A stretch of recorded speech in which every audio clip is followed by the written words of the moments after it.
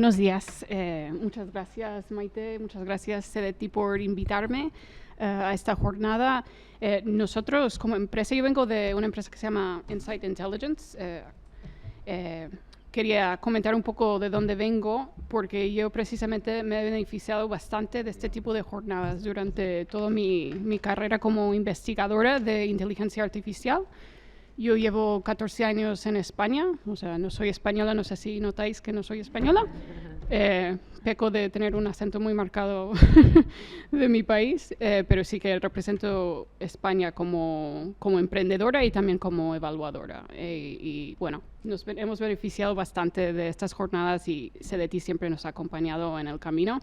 Hemos tenido, por suerte, bastante suerte, diría, pero en Horizon Europe y Horizon 2020, en este clúster y también previamente en seguridad en general. Nosotros trabajamos en proyectos de terrorismo y crimen, sobre todo aplicamos métodos de inteligencia artificial sobre online sources, o sea, sobre fuentes digitales. Yo suelo hablar bastante sobre este tema en entornos de seguridad. Esta es la primera vez que hablo en castellano en no sé cuánto tiempo, así que gracias de nuevo por la invitación y la práctica.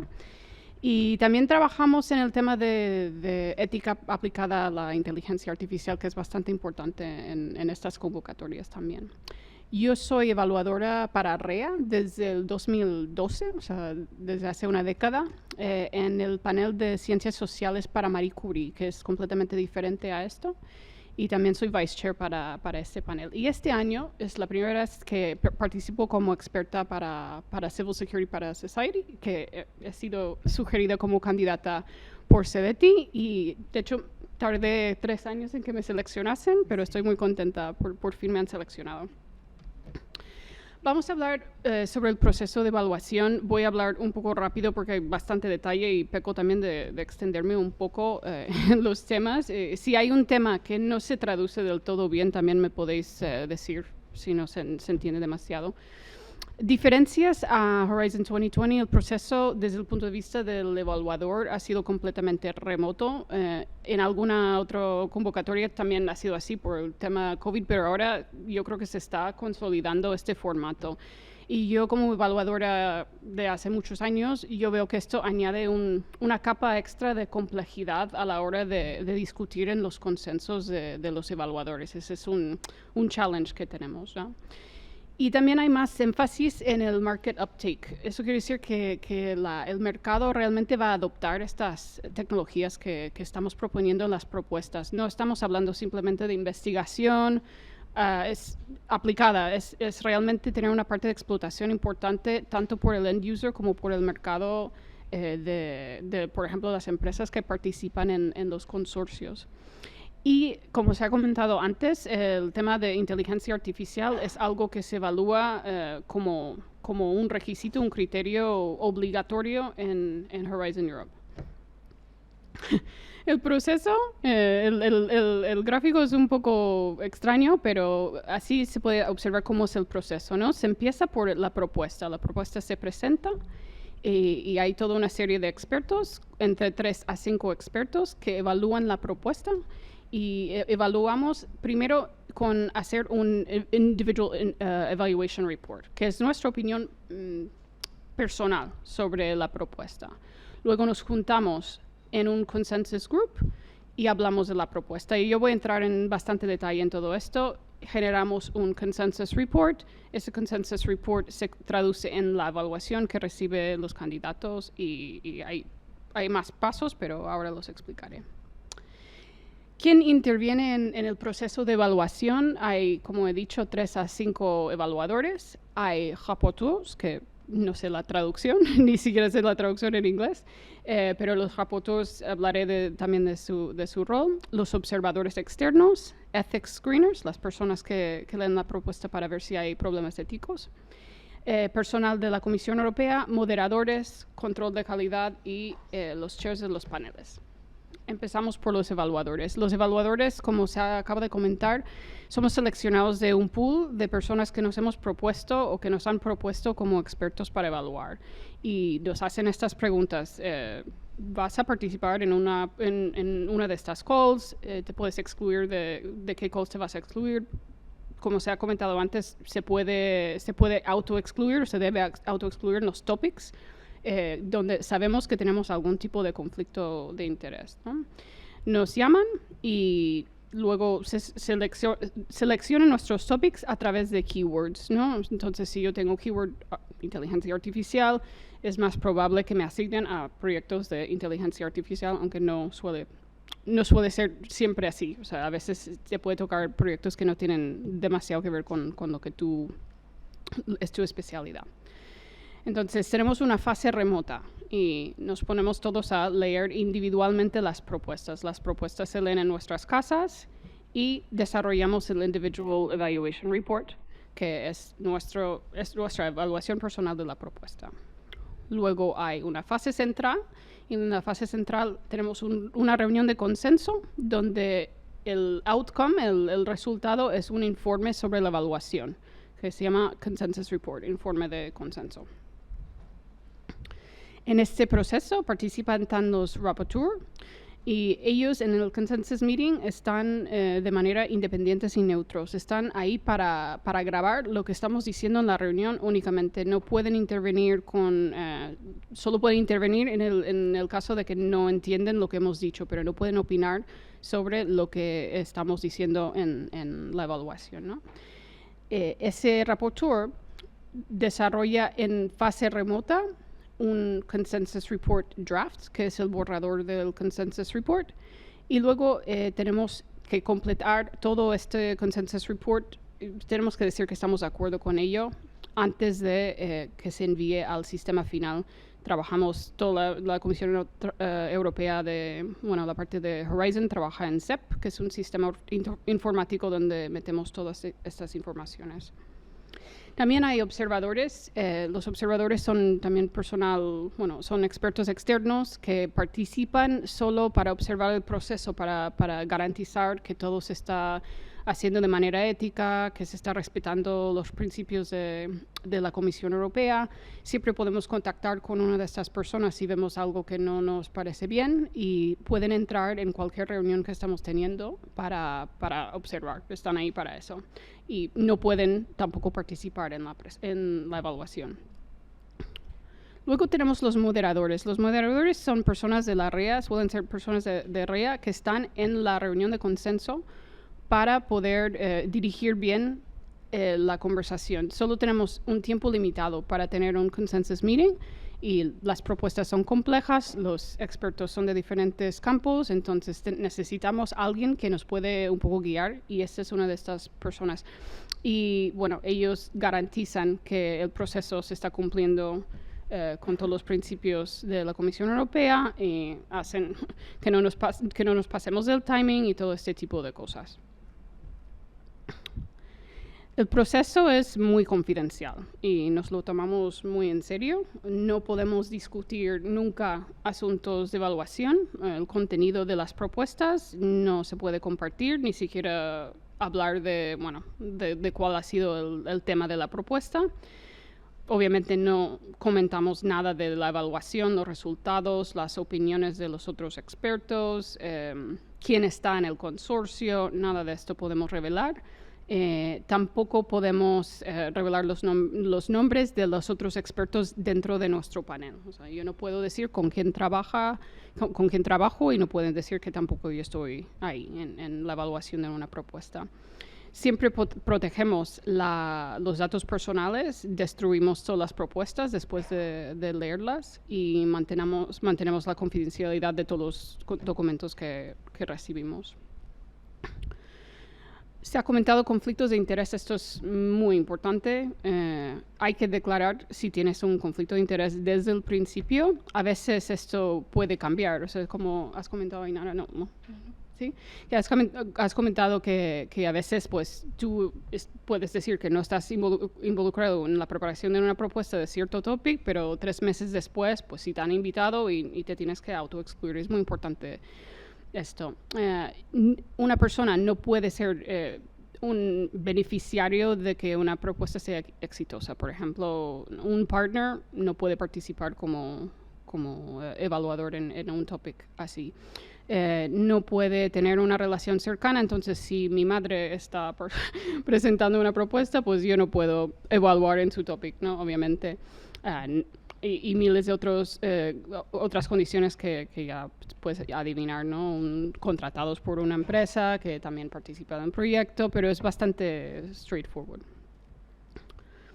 Evaluamos como individuos, o sea, yo no represento mi empresa, no represento España, represento la neutralidad, digamos, en estos procesos, y yo tengo que ser completamente imparcial. Todas las propuestas se tienen que evaluar de manera igual, sin tomar en cuenta el origen o la identidad de los solicitantes. Y en muchos casos hay conflictos de interés que son como soft conflicts of interest. Eso quiere decir, por ejemplo, si yo estoy evaluando una propuesta y veo que no tengo una relación familiar con esta persona y tampoco estoy trabajando con esta persona, pero a lo mejor sí que la conozco, a lo mejor yo digo que yo quiero saber si debería declarar un conflicto de interés, ¿no? Porque tiene que ser completamente imparcial. Entonces, el caso perfecto es que yo no sé nada de este grupo de investigación, del coordinador, de nada, para partir de una imparcialidad completamente 100%. Tenemos que ser objetivos, y eso quiere decir evaluar cada propuesta tal como es. Muchas veces recibo propuestas y digo, me encanta esta idea. Ojalá hubiesen hecho tal. No puedes pensar así. Tienes que pensar, ok, lo que está escrito aquí es lo que se va a ejecutar. No hay periodo de negociación, no se puede cambiar las tareas, los work packages. Se evalúa tal cual. Precisión, se tiene que adherir completamente al criterio de evaluación para cada propuesta. Y tiene que ser los mismos estándares. Tenemos que ser muy consistentes en cómo evaluamos las propuestas. Los consensus meetings, esto es donde se culmina todo. Tenemos 2 horas a 2.5 horas de reunión, que nos juntamos todos los expertos del panel, que no nos hemos visto antes, no nos conocíamos. Y tenemos que hablar de todas las opiniones. No puede haber una persona que se quede callada. Tenemos que exponer las razones de por qué hemos dicho según qué comentarios o según qué scores hemos aplicado en el Individual Evaluation Report. Y esto es lo que comentamos. Por defecto, estos paneles son muy, muy diversos. Pueden tener perfiles académicos, técnicos, pueden tener hasta end users. O sea, en mi última experiencia estaba sorprendida, no sabía, me sorprendió que hubiese también end users de agencias de policía, por ejemplo, dentro del panel. Y la conversación tiene que ser dinámica. Tenemos que hablar y exponer todas las opiniones. Y las opiniones suelen cambiar. Por eso es un consenso, ¿no? Entonces, yo, por ejemplo, como una persona que trabaja en inteligencia artificial, a lo mejor soy la única persona en esa propuesta que trabaja en inteligencia artificial, en esa evaluación. Y puede que alguien haya malinterpretado algo de esto en una propuesta, pues pueden hablar conmigo y podemos ver si se puede aclarar un poco el tema. Primero, acordamos los comentarios, y esto es un estándar dentro de todas las evaluaciones de REA, creo. Ponemos qué es lo que vamos a decir de cada criterio y luego se aplican los scores, porque los scores están ligados directamente a los comentarios y tienen ahí como detalles y matices muy importantes. Y el consenso no es la media de lo que todos pensamos. El consenso es una nueva decisión que hemos tomado todos en conjunto, que es un equilibrio de todas nuestras opiniones, no es una media. Y esto concluye en un consensus report. Y una cosa que hacemos también en el consensus meeting es hacemos estas preguntas. ¿Hay un conflicto de interés? Volvemos a preguntar, ¿hay algún conflicto de interés entre este grupo? ¿Hay alguna persona que no ha declarado conflicto de interés? Sí, no, bien, pero si hay, pues tenemos que hacer cosas. Comentamos si la propuesta es una resubmission, porque en muchos casos, bueno, cuando pasamos de Horizon a Horizon 2020 no se consideraba resubmission, pero en otras calls sí. Y lo que queremos hacer es identificar si hemos malinterpretado alguna cosa, si nuestra opinión es muy diferente al evaluador de la propuesta anterior, por ejemplo. Hay algunos errores administrativos, si los podemos identificar, porque eso es algo que no queremos tener. Y si hay, por ejemplo, aplicaciones civiles o si la aplicación es aplicación civil, por ejemplo, si es dual use, si tiene que ver también con defensa, pues es un tema que hay que comentar, el tema de inteligencia artificial. Y luego, finalmente, enviamos el consensus report. El rapporteur envía el consensus report. Y como he comentado, es pre-redactado por el rapporteur.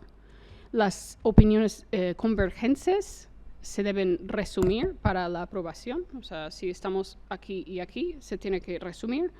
Y se deben marcarse durante la reunión. Entonces, si hay una persona que dice, esta propuesta en impacto me parece amazing, ¿no? es perfecta, y la otra persona dice que es poor, pues tenemos que resumir esas opiniones divergentes para poder comentarlas y discutirlas en la reunión. Y el objetivo de hacer todo esto es acabar en un ESR. Y el ESR es lo que los solicitantes reciben al final del proceso, donde pueden leer el feedback de la evaluación. Por eso el CR tiene que ser muy de mucha calidad, porque es básicamente lo que va a leer el solicitante.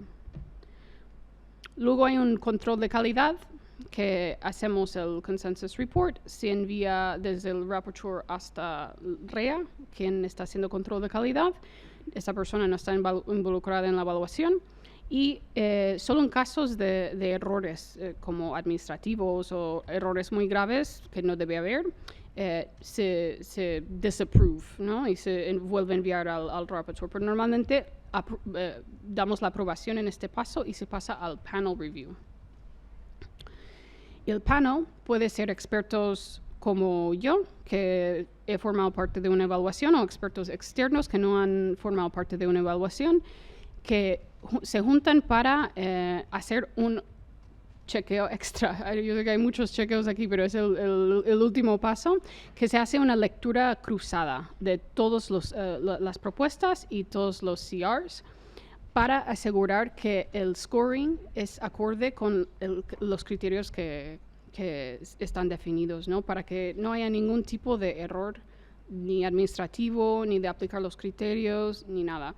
Y el panel es quien al final del proceso firma la lista de ranking. O sea, esto acaba en una lista que por score de los financiables, digamos. O sea, los que están por encima del umbral son estos en orden de puntuación.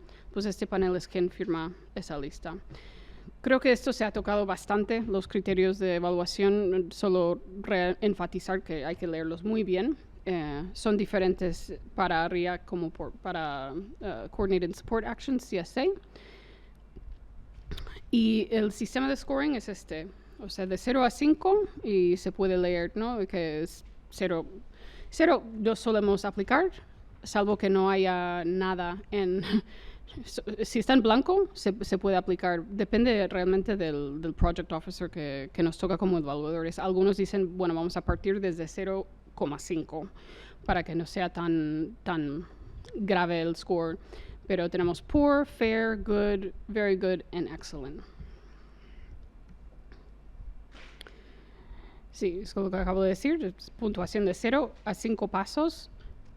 A 5 con pasos de 0,5. Entonces puedes tener un 0, un 0,5, 1, 1,5, va sumando, va subiendo. El umbral para criterios individuales es 3 y las propuestas con significant weakness deben puntuarse por debajo del umbral. Esto es importante. Si tú tienes un significant weakness, la propuesta ya está debajo del umbral. No hay manera de que esa propuesta prospere aunque todos los otros criterios estén en 5, no se puede. El umbral general es de 10 y para los Innovation Actions la puntuación de impacto tiene más ponderaciones de 1,5 en vez de 1. Entonces el impacto en un Innovation Action al ser cercano al mercado es más importante. Entonces ahí sí que hay que mirar muy bien la parte de explotación, la parte de end users en Innovation Action. Y en Cluster 3, cosas que he visto diferentes o importantes, que ya se ha comentado, la involucración de los usuarios finales es muy importante, que realmente estén integrados en el proyecto, es muy importante. En el pasado, en proyectos anteriores donde hemos participado, por ejemplo, como participantes, hemos tenido alguna vez experiencias con usuarios finales que están ahí, pero realmente sus tareas no son tan importantes. Pero aquí se enfatiza bastante la integración el know-how de las policías y las fuerzas de seguridad. Y hay que leer bien, también se ha comentado qué tipo de usuario final se busca, y qué tipo de usuario final está excluido, porque esto puede tumbar completamente la propuesta si ponemos a alguien que no es elegible. Y bueno, cercano al mercado es lo que hemos visto. Hasta en RIA, que no es Innovation Action, no es tan cerca al mercado, se enfatiza bastante que esté cerca al mercado resultado. Unas recomendaciones prácticas que de hecho son desde el punto de vista tanto de alguien que ha vivido redactar y ganar propuestas como evaluadora también. Storytelling. Hay que captar la atención del evaluador desde la primera página, porque realmente si entras en la primera página y todo se entiende y tiene sentido, es mucho más fácil leer la propuesta y simpatizar, digamos, con la propuesta. Hay varios tipos de evaluadores en cada panel. Hay evaluadores que tienen experiencia técnica y otros que no. Hay end users, hay gente de academia que no tiene perfil comercial. Hay que explicar todo para todos. Y yo sé que hay poco espacio para hacer eso, pero hay que hacer el esfuerzo porque no todo es tan obvio para cada tipo de evaluador. Porque, y como también comenté antes, se intenta poner evaluadores con cierto expertise en un topic o en propuestas que tienen este tipo de temática, pero no siempre es posible. Entonces puede que te toque a alguien que no sepa del todo tu tema. Entonces tienes que un poco sobreexplicar si es posible. Yo sugiero utilizar el documento guía que nos dan a los evaluadores para cuando estás redactando la propuesta, porque es como una lista de cosas que tenemos que tomar en cuenta a la hora de evaluar. Entonces, si tú cumples con esas cosas en ese orden, pues tienes más posibilidades de que tu propuesta sea coherente para el evaluador. Y esto está disponible públicamente online. Hay que leer bien los objetivos esperados de cada topic, porque muchas veces lo que he visto gente hacer es como, bueno, tengo esta propuesta, tengo este concepto, a ver si encaja en este topic, pero no siempre encaja. Entonces, cuando redactas la propuesta, tienes que, yo creo que lo más efectivo es decir, los objetivos del topic son estos y el proyecto lo va a cumplir con estos hitos, con estas tareas, con estos work packages, etc. Y bueno, facilita la lectura del evaluador porque estamos leyendo muchísimas propuestas y hay que destacar, ¿no? Y cuando se redacta bien, se destaca. Desde mi punto de vista personal, cuando yo estoy leyendo una propuesta, yo siempre quiero que todo el mundo gane. Yo sé que eso no está bien, pero yo entro a leer una propuesta desde un punto de vista muy positivo, ¿no? Y yo quiero que me expliques bien para que yo luego te pueda evaluar bien la propuesta. Esto es lo que quiero que penséis, que tienes que como explicar las cosas súper bien desde el principio y quitar las dudas desde el principio, porque así yo tengo más propensidad de entender el concepto y a veces los conceptos son muy, muy difíciles de comprender. Piensa como un evaluador, facilitar el trabajo, por ejemplo, hacer preguntas como, ¿esto claramente cumple con los objetivos de la convocatoria?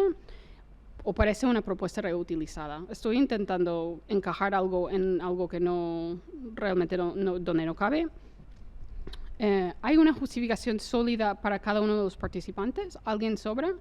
Consorcio es muy importante. Entonces, lo que queremos saber es que es el consorcio idóneo para realizar el trabajo. Entonces, si yo veo, por ejemplo, pues un equipo de investigación que ha trabajado con otro end user durante muchos años y tienen un buen feeling y una buena colaboración, eso está muy bien. Personas que han trabajado juntos, organizaciones que han trabajado juntas antes, pero bueno, que haga el storytelling de que esto es algo que va a ser exitoso si es aprobado. Y pensar en el reparto del presupuesto de los socios también, porque muchas veces lees una propuesta y ves que muchísimo presupuesto se lo lleva un partner, muy poco para otro partner, pero el mismo partner parece muy importante. Estas cosas, como no las vas a poder explicar mejor, repartirlo mejor para que no levante dudas o sospechas sobre el presupuesto. Para RIA y Innovation Action, IA, hay que vender los aspectos del mercado muy bien porque, como he comentado, cada vez hay más expertos que vienen del sector comercial, precisamente porque la Comisión quiere enfatizar esta parte, porque no quiere que los resultados se queden simplemente en investigación. Entonces hay que enfatizar mucho esto. Yo he trabajado con personas que han redactado propuestas sin pensar siquiera en la parte de explotación, pero es muy importante. En algunos casos, obviamente, puedes tener más o menos explotación comercial, pero hay que tomarlo en cuenta. Uso operacional también, que las LEAs, que las fuerzas de seguridad, los end users, realmente puedan ver esto en sus manos en el futuro. Eso es el punto de todo esto, que están participando como end users porque quieren utilizar esta tecnología, lo necesitan, Europa lo necesita. Entonces, pensamos en cómo lo va a usar y así puedes hacer un storytelling. Puedes coger el partner que tienes, por ejemplo, no sé, Policía Nacional. Pues la Policía Nacional en un piloto lo vas a usar para esto porque se ha enfrentado a este tipo de problemas en el pasado. Hacer un poco de storytelling en ese sentido ayuda bastante. TRLs. Nivel de madurez de la tecnología, importante también, porque cada call, bueno, cada tipo de call tiene TRLs required, ¿no? O sea, en IA es diferente a RIA, IA es más cerca al mercado, entonces es como más avanzado.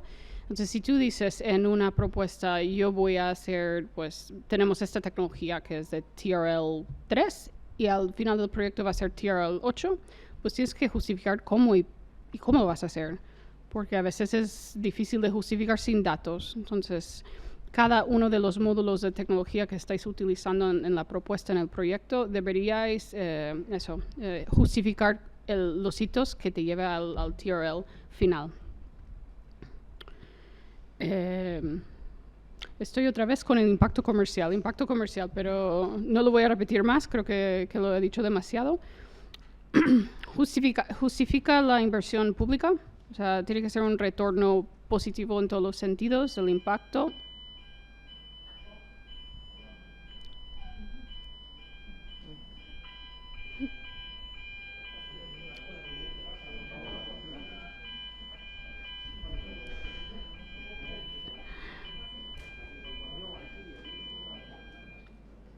Ya está. Ya está. Es porque estoy hablando demasiado, yo creo. No. Vale, ¿dónde estamos? La inversión pública. Que hay que pensar que estamos gastando dinero público y hay que justificar el impacto económico para Europa, el impacto social para Europa, el impacto en nuestra seguridad, de todas estas cosas y obviarlas. Y también lo hemos comentado un poco, pero el consorcio idóneo, porque este consorcio es el consorcio que si financiamos esta propuesta va a hacer que el proyecto sea exitoso. Entonces, justificar el rol, justificar la relación de colaboración que tienen algunos, justificar por qué son mejores en según qué tipo de tecnologías, etc. Y esto es... Me he sorprendido, pero esto es todo lo que tenía. Así que si tenéis preguntas, y si no hay tiempo, yo estoy por aquí si alguien me quiere hacer una pregunta después. No, yo creo que tenemos tiempo para una pregunta o dos. Muchísimas gracias, Jennifer, por la presentación tan clara, tan autoexplicativa, los detalles que nos has dado, que son todos súper interesantes. Así que aprovechad que está aquí y si le queréis hacer alguna pregunta.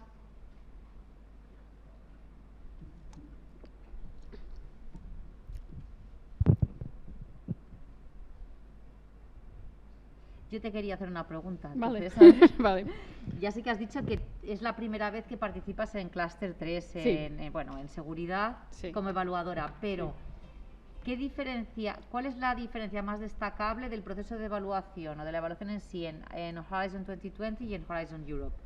Porque tú has sido evaluadora en el pasado en otros programas. Sí, sí, algo que es muy destacable y muy diferente es que antes hacíamos todo en persona.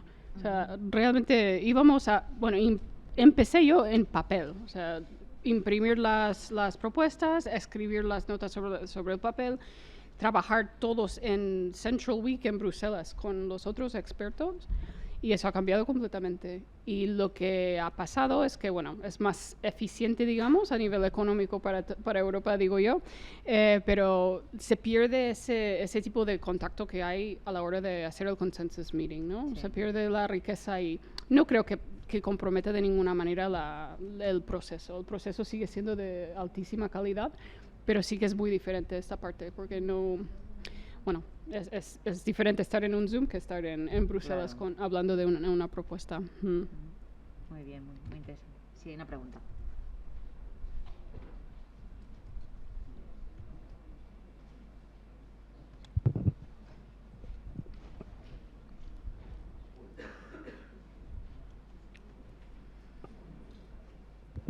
Sí. Sí, creo que se oye, ¿verdad?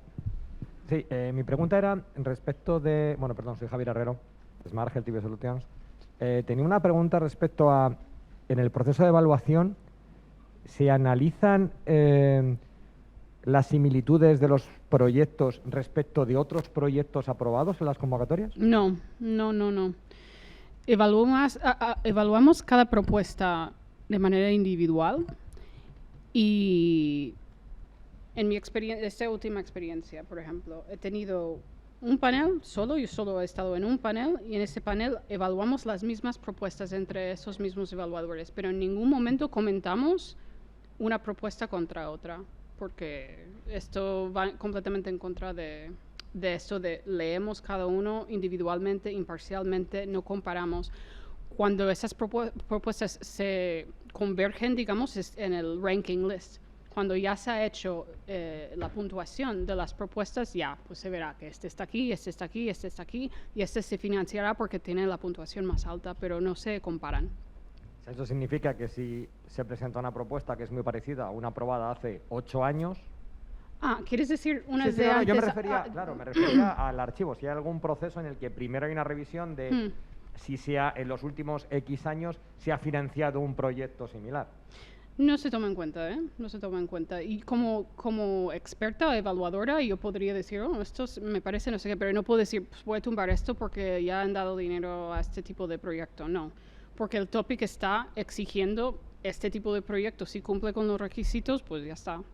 Lo que sí que es útil es que si hay un proyecto anterior que es bastante similar, justificar que estás construyendo los resultados encima de los resultados de ese proyecto, porque eso parece una inversión mejor invertida, digamos, el dinero mejor invertido en una misma cosa, en un mismo topic, por ejemplo. Sí, o porque se mejora. Exacto, en caso de que el state of the art ha avanzado gracias al proyecto anterior o lo que sea. Sí. Vale, muchísimas gracias. Sí, comentar de hecho una cosa a este respecto, igual Fidel va a hacer ese mismo comentario. En las convocatorias, tanto la de 2022 como en la anterior, en muchos, en el programa de trabajo en sí, se indica que es importante demostrar que las propuestas que se presentan van más allá del estado del arte, y el estado del arte incluye proyectos ya financiados tanto a nivel nacional como a nivel europeo, e inclusive, y esto es novedad de cara, de hecho, a 2023, porque en 2021-22 tampoco se menciona tanto, pero de cara a 2023 sí se va a mencionar mucho en el Work Program. Se van a mencionar propuestas relativas a cada topic, es decir, ponemos el topic 0101 y se indica este topic pide que haya un avance sustancial en el estado del arte respecto a estos 3 proyectos, por ejemplo, que en sí ya se financiaron en el pasado, ¿vale? Inclusive pueden ser proyectos que no solamente sean de programa marco, pueden ser de otros programas. Pueden ser programas, en general son programas europeos, lo que siempre se referencia, pero pudiera ser que fueran de otros clústeres. Por ejemplo, tenemos experiencia en se mencionan varios de clúster 3 y también de clúster 4, a lo mejor que es ICT, y bueno, por ahí van los temas. No sé si Fidel querías comentar algo al respecto. Lo que yo quería comentar es que, si bien dentro del proceso de evaluación en realidad no existen estos chequeos para ver si una propuesta es excesivamente parecida a otra, luego, más allá en el proceso, sí que se hace. Entonces, si por alguna extraña razón aparece en el sistema una propuesta demasiado parecida a otra que también ha recibido financiación, entonces, bueno, pues ya habría que ver qué se hace en ese caso. En caso de plagio, por ejemplo, eso sí. Yo me refería más a que, bueno, este topic se resuelve, bueno, el proyecto está utilizando esta metodología, esta y es igual que otro, pero no la misma propuesta. Pero el plagio sí, o sea, el plagio, a mí me ha tocado algún caso de tener que reportar algún plagio. Y eso sí que está contemplado, sí.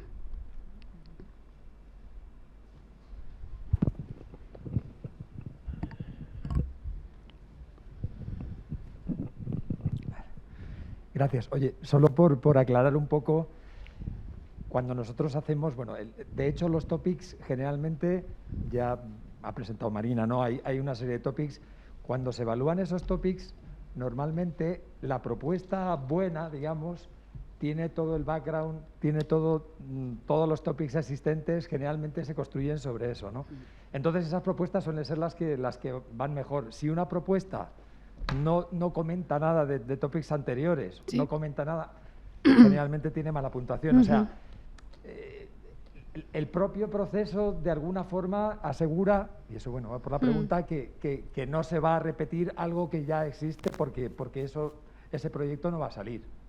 Entonces, ya ves que todo el proceso es bastante complicado. Has presentado la evaluación perfectamente, la verdad es que muy bien.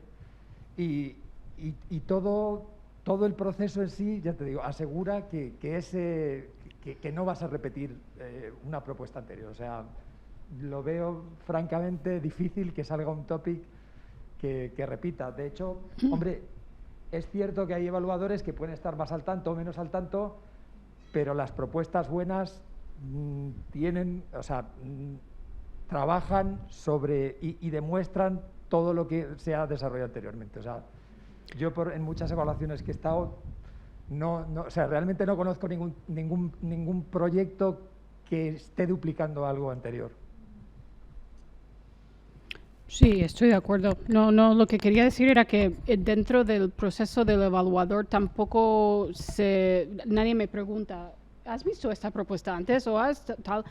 Pero es verdad, o sea, lo que se comenta en el State of the Art, claro, son todos los proyectos, o se deben comentar todos los proyectos relacionados con el mismo enfoque y metodologías parecidas. Sí. Es cierto que el evaluador tiene mucha influencia, porque obviamente también el evaluador va a ver si un proyecto está bien documentado y realmente está bien presentado. Pero lo que has explicado está muy bien.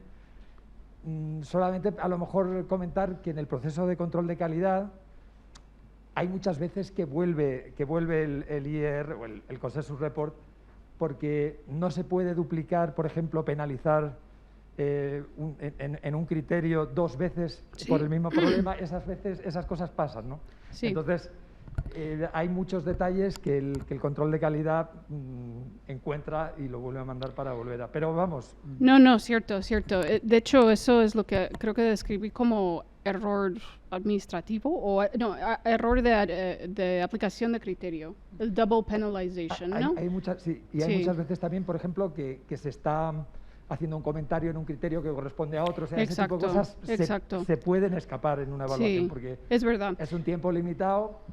Y entonces, bueno, pues es complejo. Aunque he de decir que en esta última experiencia ha sido todo perfecto. No hemos tenido en otros programas donde evalúo, sí, pasa bastante. Hasta con evaluadores que son de hace muchos años, pero en Cluster 3 hemos tenido suerte. Y a lo mejor ya para acabar, añadir, por ejemplo, lo que estabas explicando de las propuestas, añadir los Key Performance Indicators, cuantificar bien qué es lo que se va a conseguir es también esencial, porque si al final todo se queda un poco sin cuantificar, se obtienen menos datos, pero vamos. Sí. Muy bien, enhorabuena. Gracias. Sí, José Luis, ¿tenías una pregunta?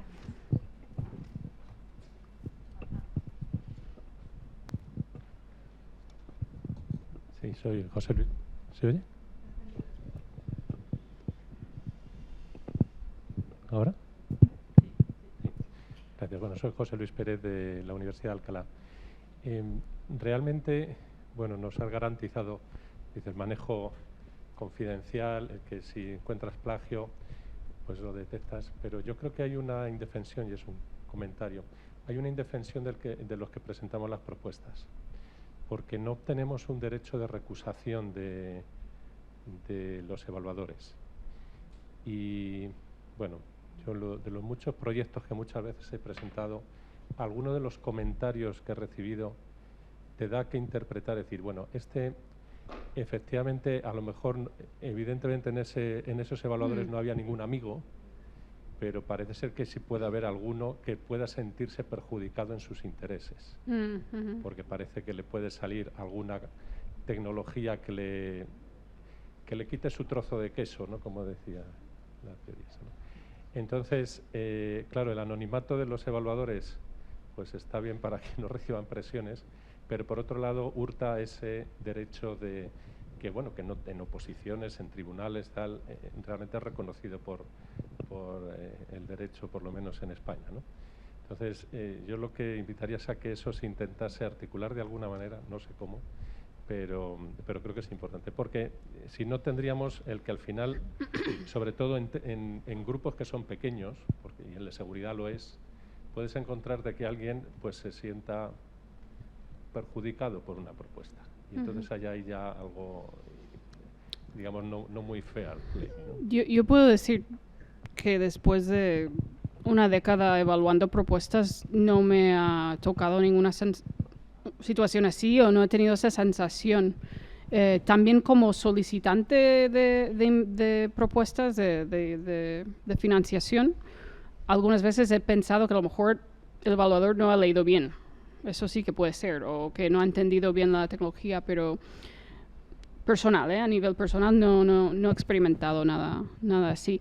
Y no sé, mi motivación, por ejemplo, para participar en esto es para ser parte de esta comunidad, no es para ver quién compite contra mí y a ver si puedo fastidiarle, no es el caso, pero yo sé que, bueno, que tampoco conozco todos los casos.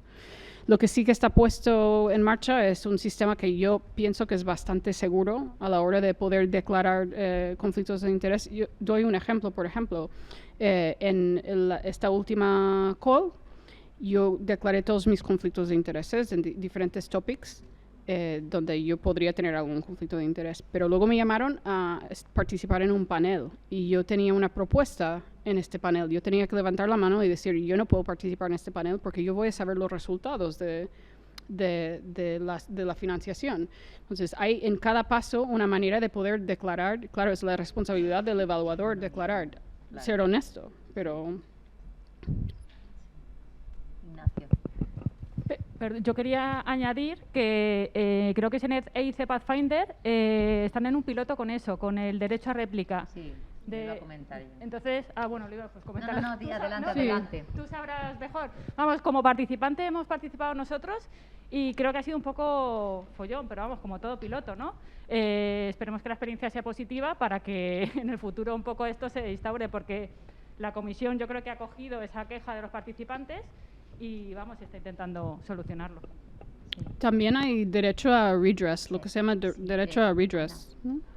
Ana, creo que Ignacio quería aclarar un aspecto muy rápido. Gracias. Solo comentarte, es interesante lo que dices. O sea, yo como moderador, cuando estamos en una evaluación, siempre intentas que todos los evaluadores justifiquen totalmente lo que ellos están diciendo.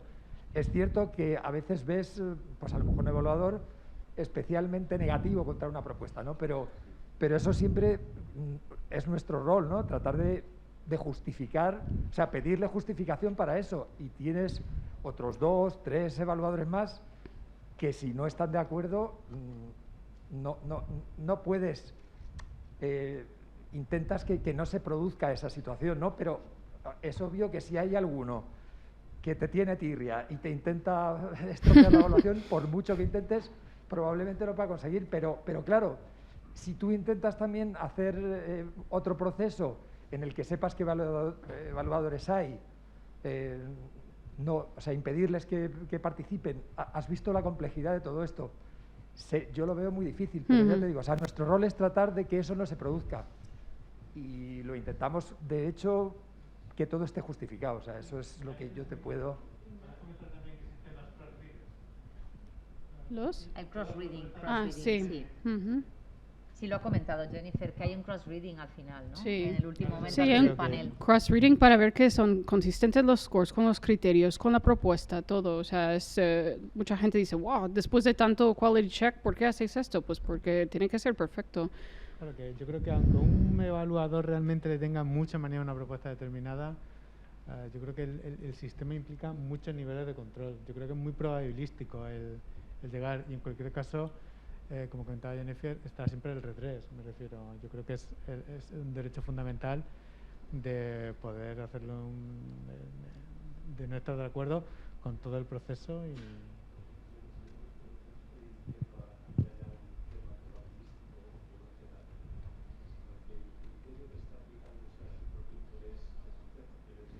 Sí, eso lo entiendo.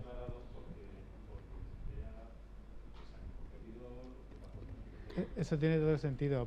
Es solo comentar que hay otros 4 expertos al menos, cuando no 6, que van a revisar esa propuesta, que van a comentar, hay 3 que van a participar en el informe de consenso y otros 2 que van a revisar tanto la propuesta como el informe de evaluación.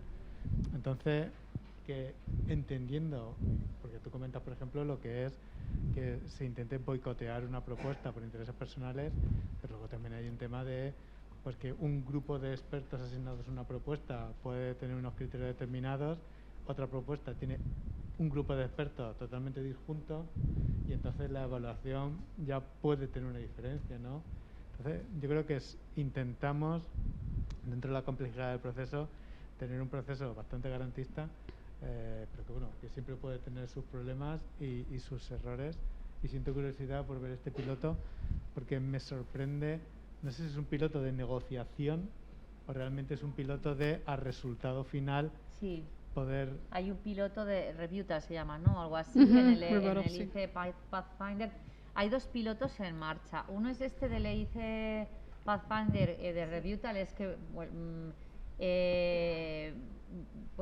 no solamente expresas que no estás de acuerdo con la evaluación, sino que pides que se vuelva a realizar. Y luego hay otro piloto que creo que se ha implementado en el programa de salud, que es el de Blind Evaluation, que es que se borra el nombre de las entidades, solo se pone que es un RTO o una SMI o lo que sea y se evalúa. Pero creo que el piloto de Blind Evaluation no está saliendo bien, porque es difícil desvincular la entidad de la propuesta al final. Entonces, no ha habido muy buenos resultados. Y el del Pathfinder no estoy segura si ya tenemos resultados. No, porque lo que se quejaban es que en principio se dio todo el mundo podía tener ese derecho al rebuttal, pero no está claro que todo el mundo haya tenido un feedback a ese rebuttal.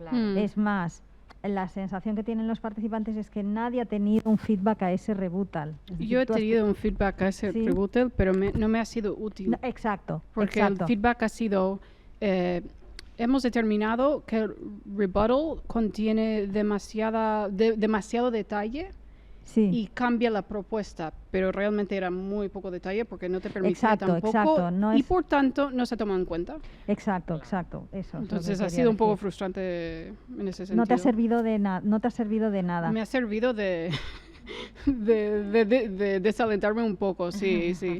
No, sí, porque además era un rebuttal que tenías que presentar en un marco de tiempo muy limitado.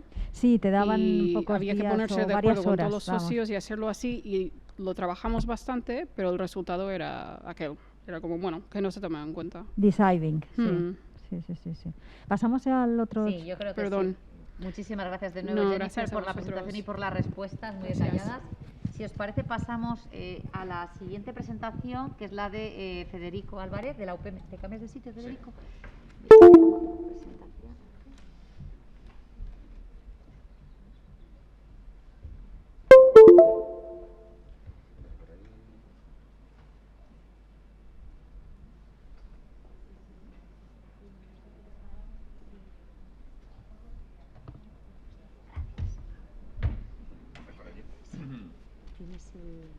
Sí. Vale, sí, lo voy moviendo. Muy bien. Bueno, dado que son, digamos, de las últimas presentaciones, intentaré hacerlo así interactivo, así que me vais contando también vuestra experiencia. Y la verdad es que Maite me invitó a un caso de éxito. Bueno, el caso de éxito porque ganamos, ¿no? Si no llegamos a ganar.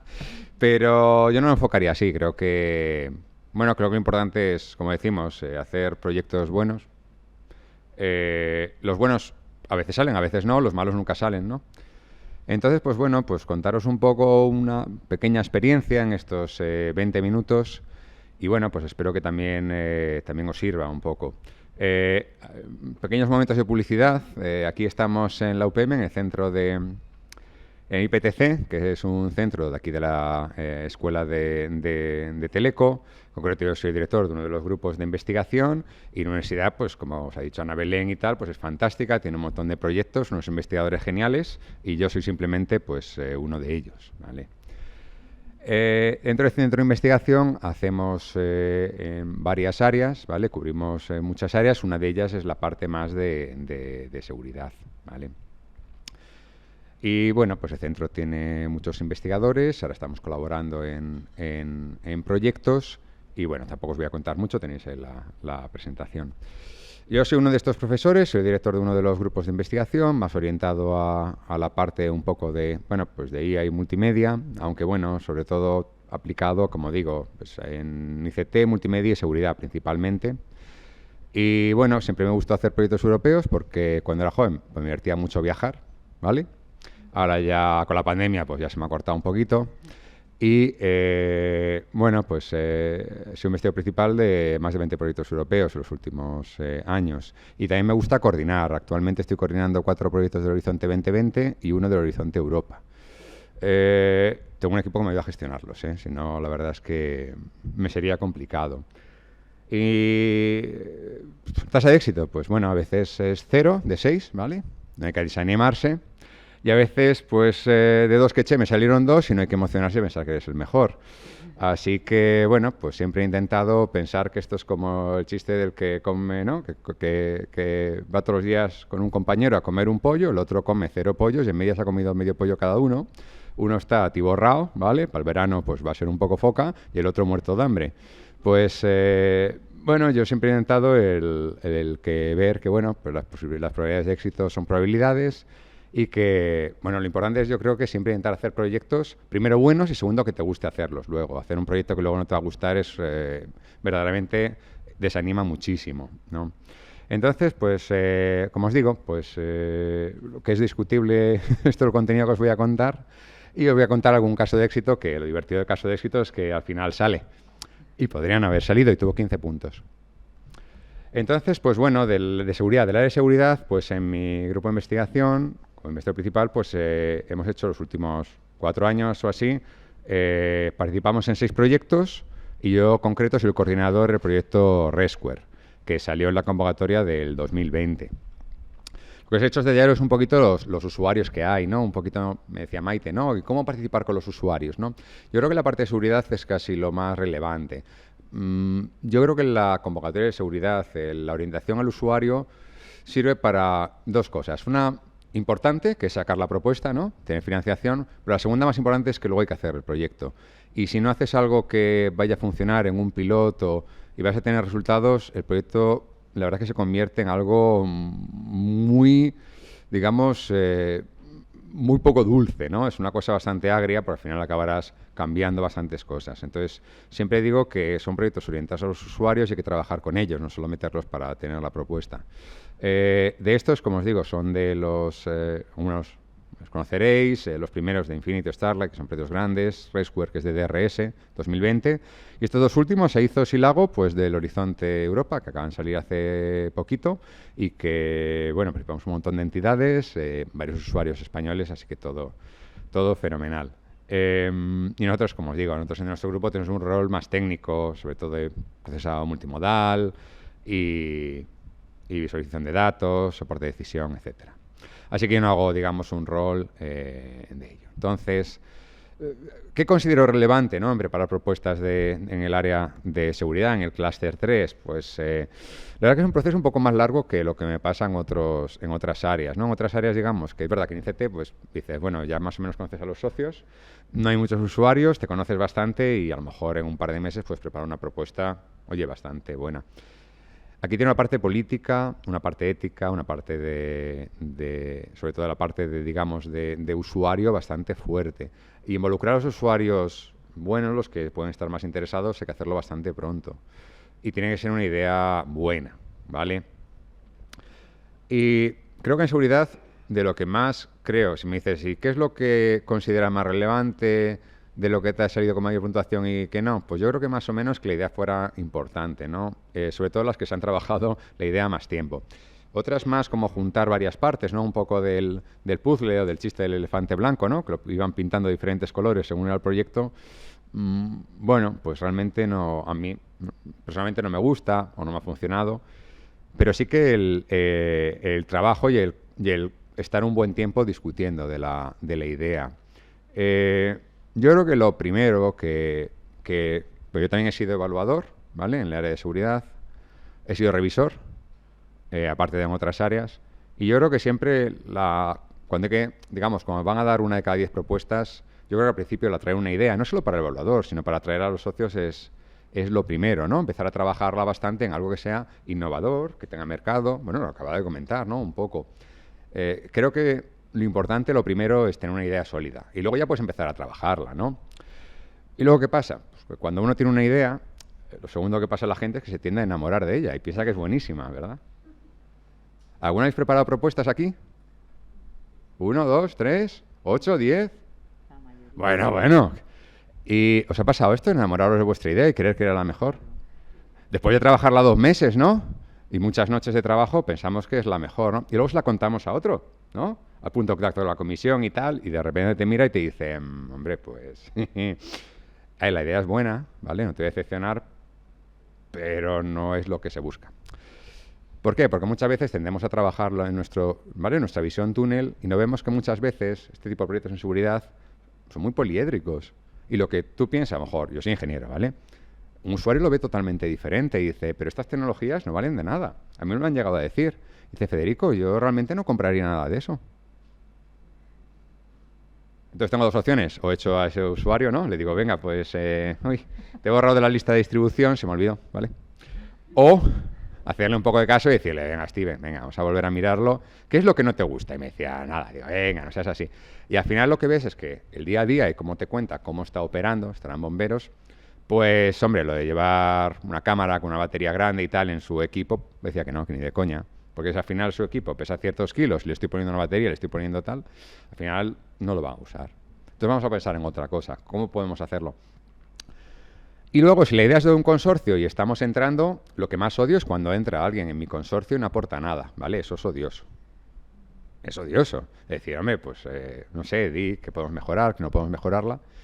Y creo que es importante, ¿no? El ser activo y contribuir.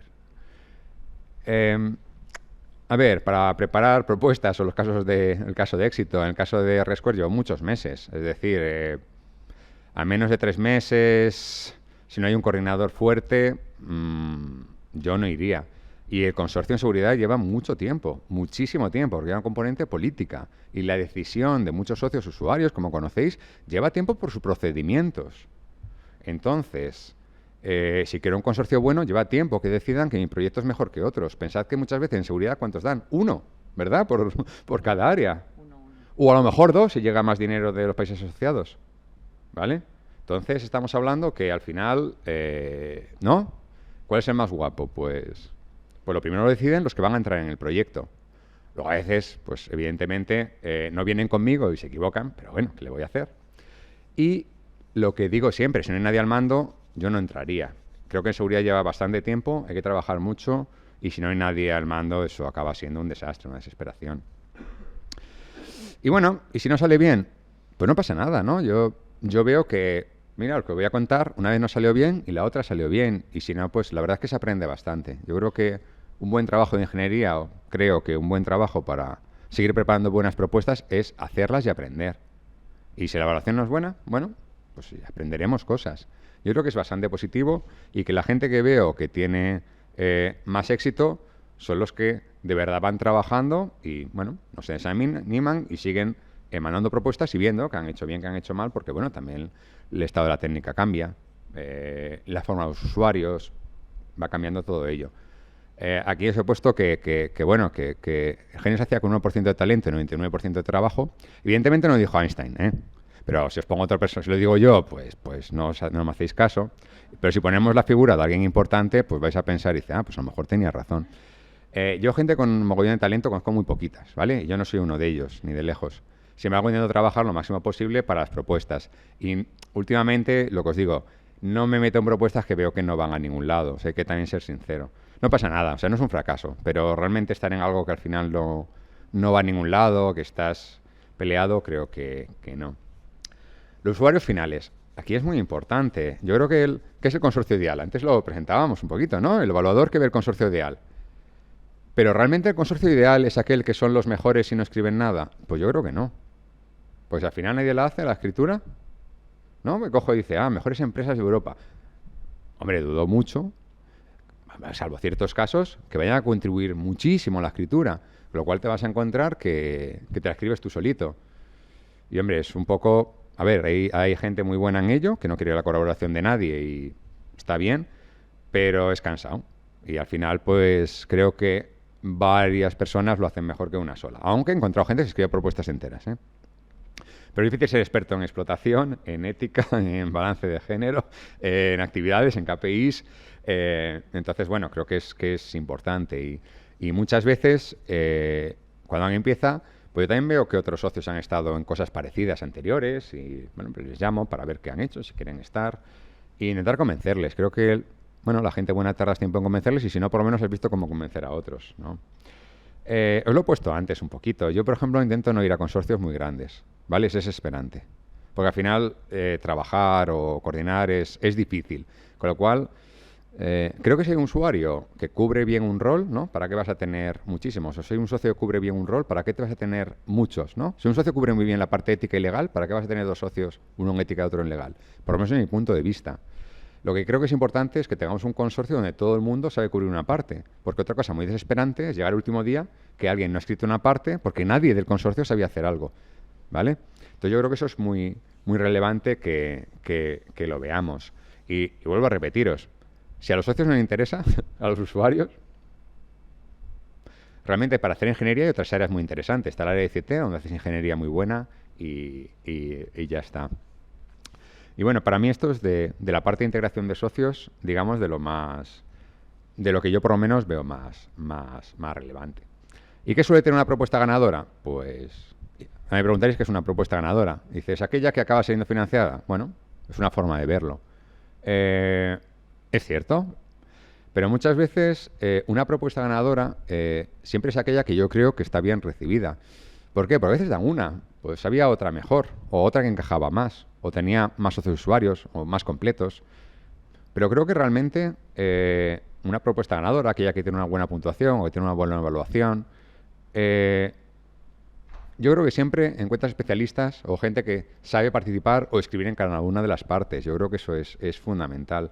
Entonces yo siempre que hago el consorcio pienso en todo ello, ¿vale? Un poco en balancearlo.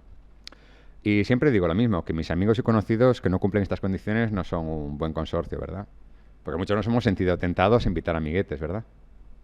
O habéis encontrado ese socio que siempre quiere invitar a sus amiguetes. Nosotros lo conocemos, yo conozco a unos que siempre... ¿Y por qué? Pues, bueno, pues supongo que tendrán una forma de intercambiar propuestas, ¿no? Así en vez de hacer 10, haces 20 con el mismo resultado de éxito, ¿no? Pero bueno. Entonces, yo por ejemplo esto no lo he hecho. O sea, en los casos de éxito que tengo, invitar a amiguetes... bueno, si los amiguetes son geniales, son unos investigadores top, bien.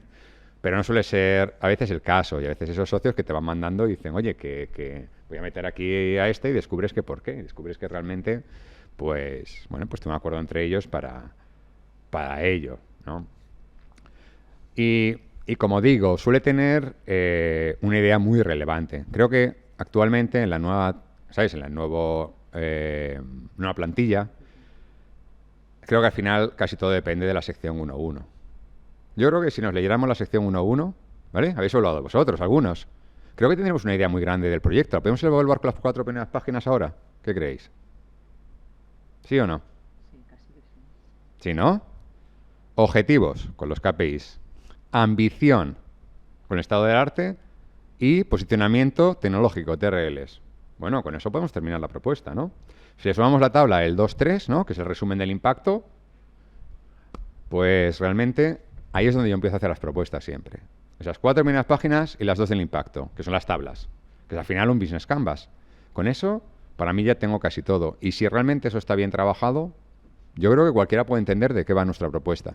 Si no la entendemos, pues personalmente no me entero mucho qué puede hacer una propuesta. Y si no la entienden los socios, nadie va a escribir bien. Y luego he encontrado otra cosa, que es la gente que copia ciertas secciones pensando que son poco importantes. ¿Lo habéis encontrado vosotros? Lo de género, pues es igual, ¿no? Entonces, bueno, vale, bien, fenomenal, ¿no? Entonces va a aplicar lo mismo a un proyecto de seguridad, ¿no? Que a uno de plantas. Digo, bueno, pues ya está, fenomenal, ¿no? La descripción del consorcio, lo mismo, ¿no? Y ya que estamos, la tarea de diseminación, porque son lo mismo las revistas de plantas que las revistas ¿no? De visión artificial, porque total, ¿no? ¿Qué más da? Son revistas, ¿no? Entonces, al final, os quiero decir que al final muchas propuestas se ve que no son originales. Entonces, yo hay socios que digo, pues esto me lo has copiado de por ahí, el último día. Entonces, quiero decir que para mí también una propuesta ganadora es aquella que tiene una coherencia. La coherencia se evalúa. Pone algún apartado específico que pone coherencia de la propuesta. ¿A que no, verdad? No lo hemos visto. Pero lo primero que tiene que tener una propuesta creo que es coherencia entre todos sus apartados. Y la coherencia, como os digo, no solamente para la presentación, es también para cuando voy a implementar el proyecto. Porque eso es otra cosa bastante desesperante. Y como os digo, intento trabajar mucho, por ejemplo, el impacto. Cosa que mucha gente que he visto en propuestas que me han invitado estaba pues medio copiado, unas tablas, los Key Exploitable Results no tienen nada que ver con los objetivos. Entonces digamos que hay gente que no le pone atención a las partes y vale igual la sección 2 que la 3 que la 1. Entonces, ¿que dependen de la 1-1? Claro, pero hay que hacerlo lo mismo bien. Entonces creo que las propuestas ganadoras, la gente se trabaja las secciones bien. Pues tengo un especialista en explotación en tu consorcio, si eres un profesor de universidad, ¿vale? Como yo. Entonces yo creo que una de las cosas que suelen tener es esto. Como os digo, si no estáis de acuerdo, es lo mejor que podéis hacer, ¿vale? Yo os cuento un poquito mis recetas, pero bueno, tampoco tienen que ser así. Y un ejemplo, pues puedo contar uno de los proyectos de seguridad de DRS2 que coordino yo, ¿vale? Este fue financiado la convocatoria de DRS2 en 2020, ¿vale? Se financiaron 4 proyectos y se presentaron 101 propuestas, ¿vale? El porcentaje lo podéis hacer. Entonces, tiene 8 usuarios finales, ¿vale? Que podéis ver por aquí, que son bastante variados y de varios países. Hay de todo, desde este proyecto era de First Responders y hay de todo, hay desde pues, equipos de rescate, bomberos, parte de emergencias, etcétera. Y creo que lo relevante, o de lo que fue mejor valorado, era la variedad tanto de las tecnologías y el enfoque a lo que cada usuario tenía, ¿no? Entonces, esta propuesta la presentamos en el 2019, muy parecida, y tuvo 12 puntos, ¿vale? Entonces había 2 opciones, pues decir, bueno, pues haremos otra cosa, o lo que dijimos es, vamos a incrementar y vamos a cambiar los socios usuarios, ¿vale? Aunque se enfaden por no estar. Si alguien se enfada contigo por una propuesta, mal vamos, ¿vale? Eso es un error. No os enfadéis nunca con alguien que nos invita a algo, ¿vale? Eso es muy de llorones. Entonces, ¿vale? Si son vuestros amigos, peor, ¿vale? No os enfadéis, es que no podemos tener a todo el mundo las propuestas, es que no... Esto de rogar, entrar, no, hombre, haz la tuya. Entonces, cambiamos eso, cambiamos algunas cosas tecnológicas, porque creíamos que, bueno, que el estado del arte a lo mejor no era tan potente, y encima de la convocatoria abierta. Con lo cual, ahí explicar el impacto era muy complicado. Entonces, en el segundo intento, que ya creo que lo mejoramos bastante, tuvo 15 puntos de 15, ¿vale? Y puede haber quedado fuera. Porque hubo más propuestas con 15 puntos. Claro, hombre, hay 101 que han enviado, pues había más con 15 puntos. Con lo cual, podía haberse quedado fuera. ¿Hubiera sido un fracaso para mí? No, aparte de que tengo muchos otros proyectos y tampoco doy abasto para más. Bueno, oye, hemos hecho una buena propuesta y ¿qué hubiéramos hecho? Pues echarla el año siguiente, buscarla una forma de verla. Si es una propuesta muy buena, seguramente los socios son buenos, los usuarios son buenos, la tecnología es buena, pues a partir de ahí se puede trabajar más ideas.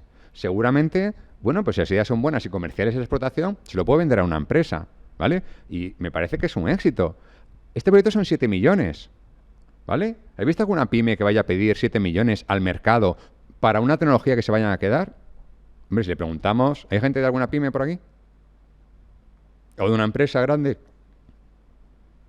A ver, ¿cuánta gente encuentras en el mercado que te dé 7 millones de euros para investigar y luego te quedes tú con la explotación? Vale. Mejor, porque me haces quedar mal. Pero os quiero decir que al final estamos haciendo el esfuerzo de escribir unas paginitas que lleva tiempo, o sea, pero te diviertes. Y te van a dar un montón de dinero para resultados que te quedas tú para explotar luego. ¿Vale? No es como que te tengas que hacer para otra empresa un proyecto de seguridad de 7 millones para, yo qué sé, para Airbus Defense. Entonces dices, hombre, te os quiero decir que es una oportunidad muy buena. Entonces, bueno, pues oye, no sale. Pues no pasa nada. Pues seguiremos haciéndolo y poco más. La propuesta, pues bueno, pues el proyecto Rescue empezó en junio y tenía un montón de tecnologías complementarias. Creo que trataba bastante de juntar cosas bastante multimodales, que eran tanto partes, bueno, tiene un montón de elementos, pero sobre todo intentaba intenta integrar tanto la parte tecnológica como la parte cognitiva del usuario que va a uno de los eventos de rescate, ¿vale? Y bueno, este dibujo me gusta más. ¿Sabéis cuánto tiempo llevó a hacer este dibujo para la propuesta? ¿Y esto lo ve un evaluador y le gusta más que el texto o no? Claro, es que si no ponemos imágenes, esto nos llevó un montón de tiempo, pero creo que nos ayudó a todo el consorcio a entender qué íbamos a hacer. Entonces, al final, es procesamiento multimodal, tanto con cámaras que teníamos tanto en el casco, como cámaras en el exterior, con baja visión, una parte grande de visión artificial, una parte de presentación también de la información, tiene parte de sensores biométricos, tiene parte de detección de víctimas, y todo este procesamiento de todos estos sensores nos permitía no solamente, digamos, la detección, como se ha hecho siempre, sino también entender cómo era el estado, digamos, de estrés del rescatador que iba, entender, digamos, cómo era el ambiente, también una parte de sentido del olfato aumentado, también tiene una parte de oído aumentado para cosas que no oímos los humanos, y todo esto lo que al final da es, bueno, pues capacidades aumentadas para un rescatador que pueden ellos llevar y podemos implementar en un sistema. Y bueno, al final debe ser que les gustó y ahora el tema es que tenemos que hacerlo, ¿no? Y en unos meses pues revisarlo. Así que nada, nos vamos a ir la semana que viene a Francia a un túnel a ver el escenario para tenerlo. Y eso es una de las cosas que, bueno, que creo que ha quedado bien y que, bueno, pues por mi parte, pues contaros el caso. Y si no hubiera salido, pues bueno, pues te has ganado 15 puntos y se lo cuentas a tu mamá y, bueno, pues no lo entiende, pero está contenta contigo. Y eso, bueno, eso siempre ganas en las comidas familiares. Así que nada más, ya me callo, que ya vamos tarde. Y nada, y muchas gracias, Maite, por invitarme a contar mis cositas por aquí. No, al revés. Federico es uno de nuestros participantes estrella. De hecho, Rescuer, que estuvo a punto de no salir con 15 puntos, estábamos impactados y no salía porque se repescó, digamos, de la lista de reserva, o sea que entró en el último momento.